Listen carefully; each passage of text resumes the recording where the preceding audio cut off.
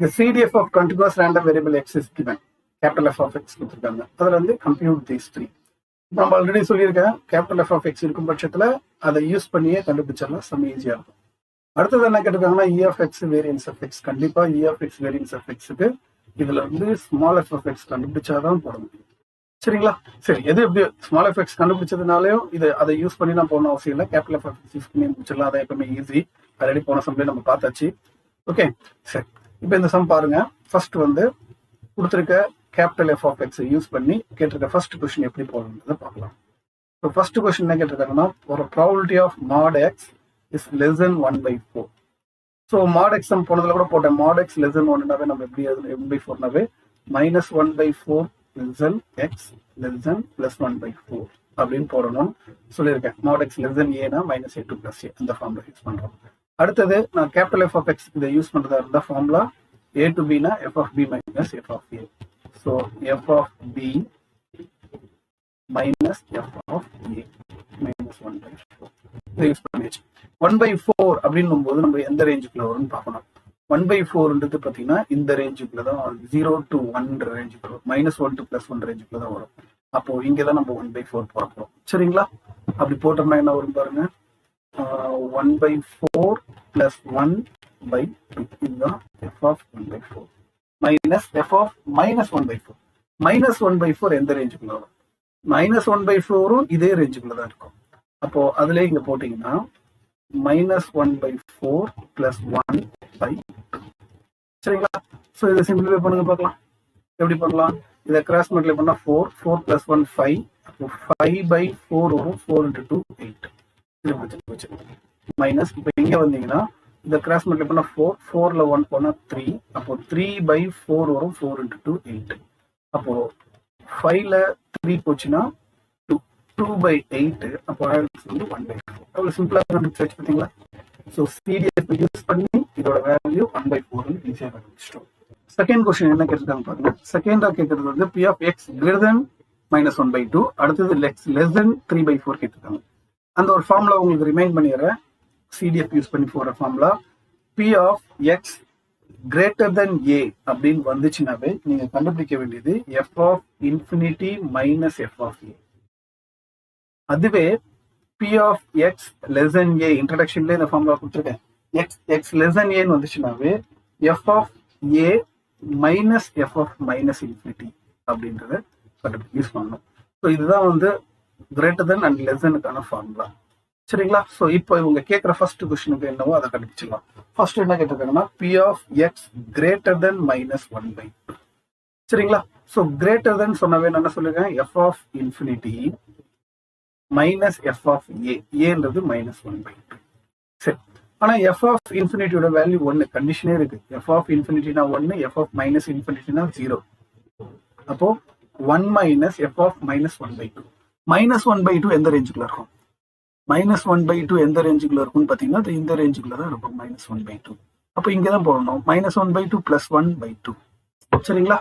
அப்போ -1/2 + 1/2. அவ்வளோதான். இதை சிம்பிளிஃபை பண்ணிங்கன்னா உங்களுக்கு தேவையான ஆன்சர் கிடைச்சிடும்.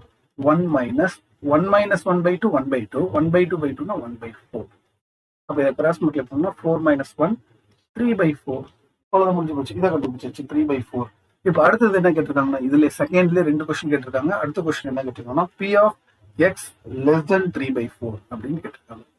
இப்போ லெஸ் தெனுக்கான ஃபார்முலா நான் என்ன சொல்லியிருக்கேன், f of a. f of a ஏன்னா இங்க 3/4. f of a minus f of minus infinity. அதாவது less than a க்கு f of a minus f of minus infinity. greater than a க்கு f of infinity minus f of a. சரி, okay. f of 3/4. 3/4 எந்த ரேஞ்சுக்குள்ள இருக்குன்னு பாருங்க. 3/4 எந்த ரேஞ்சுக்குள்ள இருக்கும்னா 3/4 இதே ரேஞ்சுக்குள்ள தான் இருக்கும். சரிங்களா? அப்போ 3/4 + 1/2. ஓகே.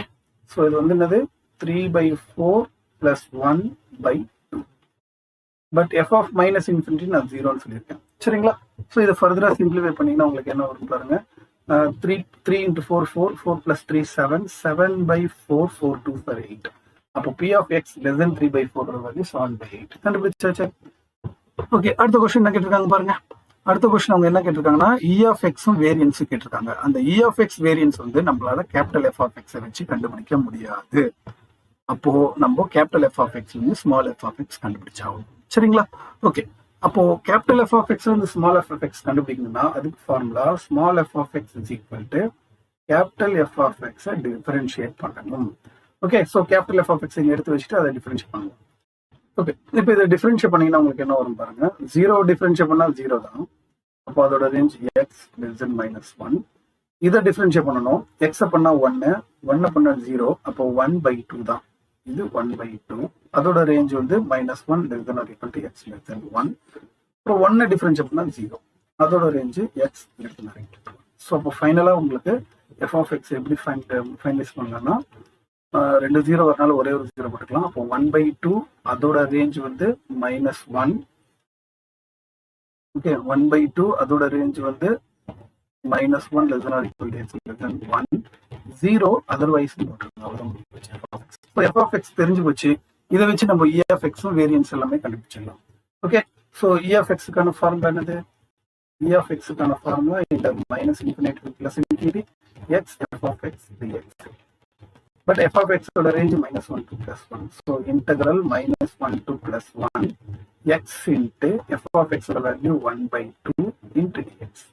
ஓகே. இப்போ இதை இன்டெகிரல் பண்ண என்ன வரும்? 0 வந்துடும். ஏன் 0 வருது? ஏன்னா இன்டெகிரலோட லிமிட் -1 to +1. அப்படின்னா ஆடா ஈவனா செக் பண்ணலாம். எக்ஸ்ன்றது ஆட் ஃபங்க்ஷன். ஆட் ஃபங்க்ஷன்னா 0 வச்சு அப்போ ஜெராவே இ ஆஃப் எக்ஸ் வேல்யூ 0 முடிஞ்சு போச்சு. அடுத்தது இ ஆஃப் எக்ஸ் ஸ்கொயர் கண்டுபிடிக்க போறேன். சரிங்களா? Okay. E of X square கண்டுபிடிக்கணும்னா E of X square confirm பண்ணது inter -∞ to +∞ x square f of x dx. ஓகே. ஸோ அதுல f of x range -1 to +1 தெரியும். x ஸ்கொயர் அப்படியே வச்சுக்கலாம். f of x வந்து 1/2, இன்னொரு 1/2 into dx. இப்போ இது பார்த்தீங்கன்னா -1 to +1 இருக்கு. அப்போ ஆட ஈவனா செக் பண்ணணும். எக்ஸ் ஸ்கொயர் வந்து ஈவன் ஃபங்க்ஷன். ஈவன் ஃபங்க்ஷனை எப்படி எழுதலாம்னா 2 times of 0 to 1 x square 1/2 into dx எழுதலாம். ஓகே.